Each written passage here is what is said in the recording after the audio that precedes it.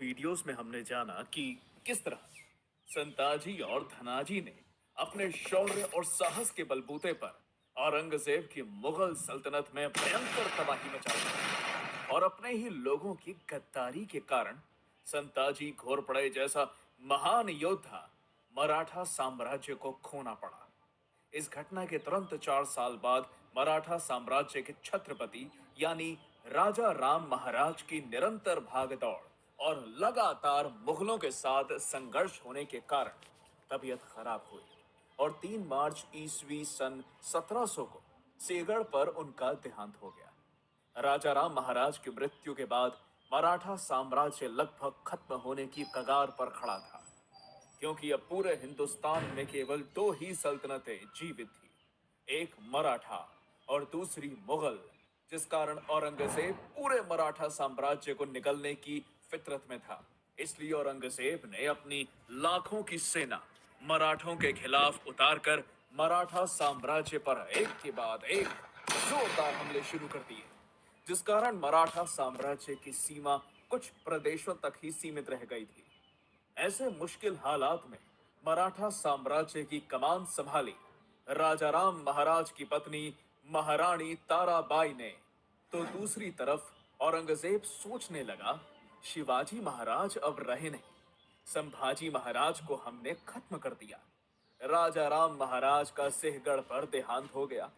ऐसे में क्या उदाजी चौहान, चंद्र सेन जाधव, कान्होजी आंग्रे, बालाजी विश्वनाथ जैसे महान सरदारों को इकट्ठा किया और भद्रकाली का अवतार लिए हर हर महादेव की गूंज के साथ मुगल सेना का सफाया कर दिया।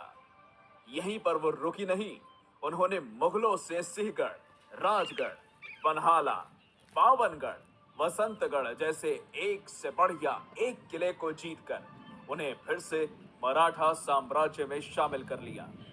इस तरह महारानी ताराबाई के नेतृत्व में मराठा साम्राज्य नई बुलंदियों को छू रहा था। अब बारी थी मुगल सल्तनत में मराठों का परचम लहराने की। और संताजी घोरपड़े की मृत्यु के बाद सिर्फ एक ही ऐसा नाम था जो मुगलों को ठिकाने लगा सकता था, और उस वीर योद्धा का नाम था धनाजी जाधव, जिन्होंने अपने शौर्य और साहस के बलबूते पर मराठा साम्राज्य के लिए गुजरात के दरवाजे खोल दिए, जो मराठा साम्राज्य के अगले सर सेनापति बने। सर सेनापति बनते ही धनाजी ने विदर्भ, नंदुरबार, दक्षिण भारत में त्रिचनापल्ली, गोलकोंडा, बीजापुर, मध्य भारत में मालवा जैसे मुगल इलाकों में मुगल सेना को हराकर और उनका बेशकीमती खजाना लूटकर जबरदस्त तबाही मचा दी।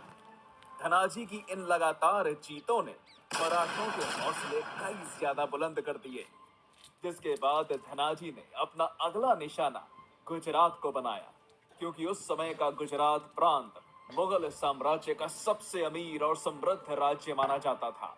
यहाँ तक कि औरंगजेब ने अपने खुद के बेटे मोहम्मद आजम को गुजरात का सूबेदार नियुक्त किया था। इसलिए धनाजी जाधव ने अपने साथ 80,000 की मराठा फौज इकट्ठा करके और हर हर महादेव की घोषणा देकर गुजरात पर चढ़ाई कर दी।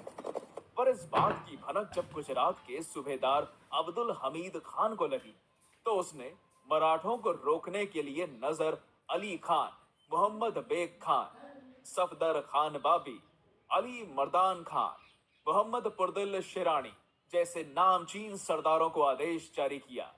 इसलिए मुगल सेना नर्मदा नदी पार करते हुए रतनपुर में जा पहुंची और 4 मार्च सन 1706 को मराठा सेना और मुगल सेना के बीच युद्ध छिड़ गया।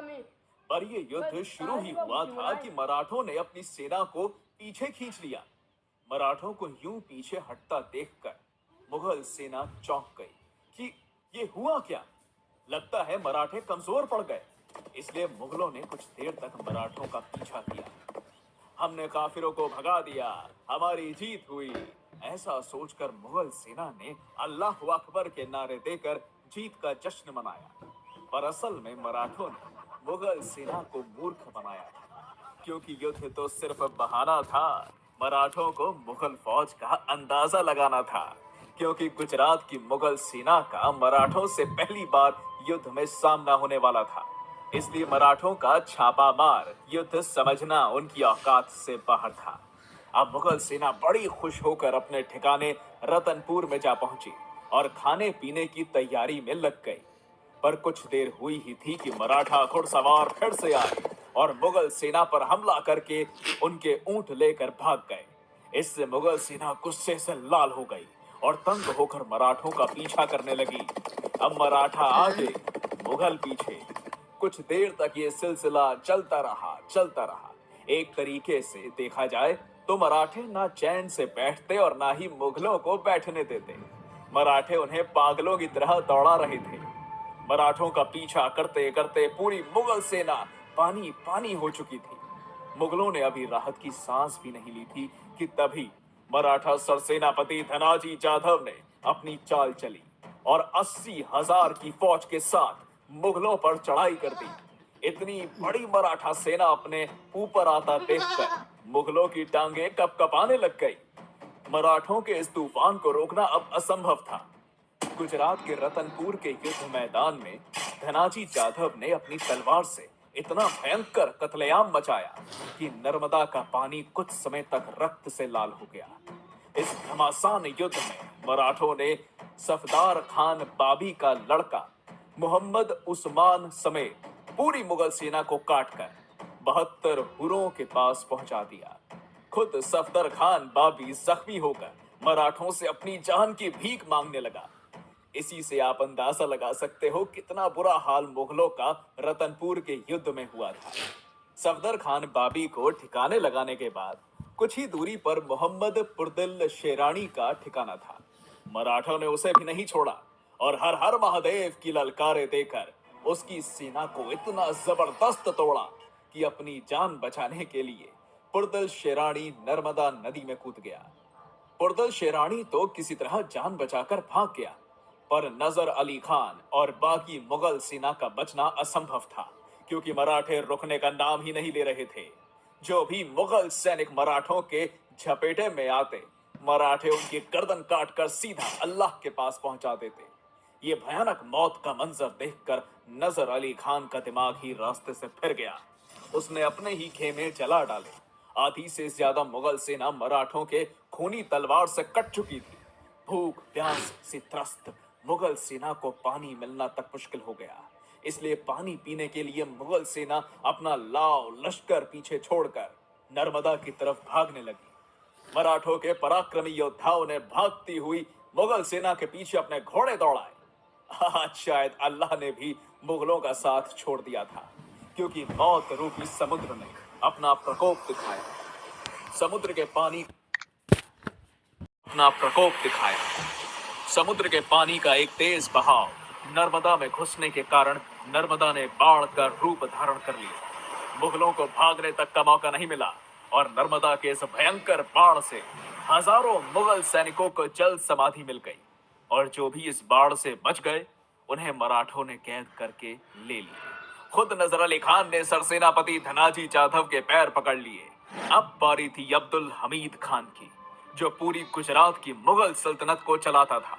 ये अब्दुल हमीद इतना जालिम था कि उसके नाम से पूरा गुजरात कांप उठता था।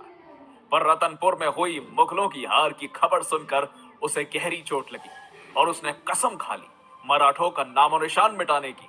इसलिए अगले ही दिन उसने एक से बढ़िया एक ताकतवर मुगल सरदारों को इकट्ठा किया और अपना हजारों लश्कर लेकर वो अहमदाबाद से निकल पड़ा। हमीद खान को अपने तरफ आता देखकर मराठे सतर्क हुए और तुरंत नर्मदा नदी को पार करते हुए बाबा पियार के घाट पर जा पहुंचे, जहां पर हमीद खान अपना डेरा डाल के बैठा हुआ था। रात के घंघोर अंधेरे में अय्याशी में पड़ी मुगल सेना पर मराठे आंधी की तरह टूट पड़े। मुगल छावनी में घुसकर मराठों ने ऐसा कत्लेआम मचाया कि आधे से ज्यादा मुगल सेना को मौत के घाट उतार दिया। मध्य रात्रि से लेकर दोपहर तक मुगलों के कई ताकतवर सूरमा काटे जा चुके थे। अनेक जिहादी रणभूमि छोड़कर भाग रहे थे। खुद गुजरात के सूबेदार अब्दुल हमीद खान को मराठे घसीट कर ले गए।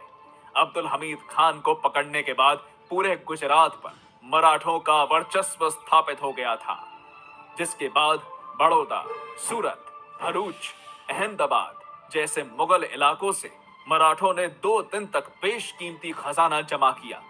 युद्ध में पकड़े गए मुगल सैनिकों के शरीर के कपड़े छोड़कर मराठों ने सब कुछ लूट लिया। सिर्फ अकेले हमीद खान से धनाजी जाधव ने 3 लाख रुपए वसूल किए। मराठों के हाथों हुई मुगलों की इस दुर्दशा को देखकर गुजरात के कोली जाति के लोग जोश में आ गए। उन्होंने भी बहती गंगा में हाथ धो लिया और मुगल प्रदेशों में लूटपाट मचा दी। मराठों के इतिहास में ऐसा पहली बार हुआ कि वीर मराठा योद्धा धनाजी जाधव ने अपने झंडे के नीचे पूरी गुजरात की मुगल सल्तनत को तबाह कर दिया था। गुजरात के इस युद्ध अभियान में धनाजी ने मुगल सल्तनत से 8 लाख रुपए से ज्यादा की धनराशि जमा की, जो कि उस समय बहुत बड़ी रकम थी। गुजरात में हुई मुगलों की बदतर हालत देखकर वहां के मुल्ला मौलवियों ने औरंगजेब को खत लिखा। खत पढ़कर औरंगजेब गुस्से से लाल हो गया, पर पछताने के सिवा वो कर भी क्या सकता था। अब बहुत देर हो चुकी थी, क्योंकि मराठा साम्राज्य की इस छोटी सी चिंगारी ने अब आग का रूप ले लिया था। जल्द ही मराठे दिल्ली में घुसकर मुगलों को मारने वाले थे।